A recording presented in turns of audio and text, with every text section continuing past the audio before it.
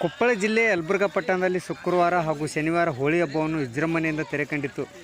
ಹೋಳಿ ಹಬ್ಬದ ಅಂಗವಾಗಿ ಒಟ್ಟು 5 ದಿನಗಳ ಕಾಲ ಹೋಳಿ ಹಬ್ಬವನ್ನು ಜಾತ್ಯತೀತವಾಗಿ ಆಚರಿಸಲಾಯಿತು.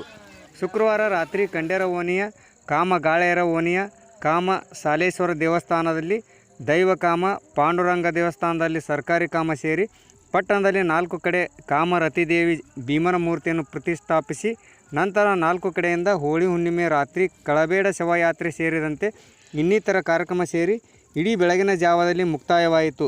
ನಂತರ ಶನಿವಾರ ದಿವಸ ಸೂರ್ಯೋದಯ ಸಮಯದಲ್ಲಿ ಮೆರವಣಿಗೆ ಮಾಡಿದರು.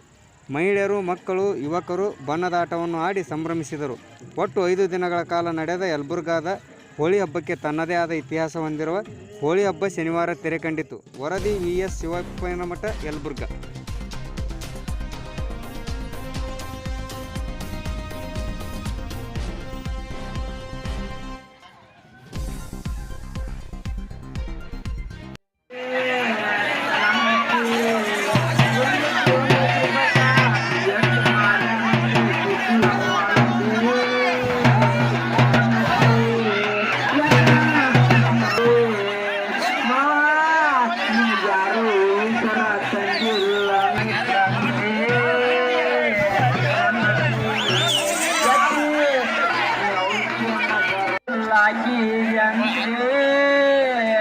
ನನ್ನತ್ತೆ 4 ಮಂದಿ ಹಿರಿಯರು ಕೂಡಿ ನನಗೆ ನೋಡಿದೆ.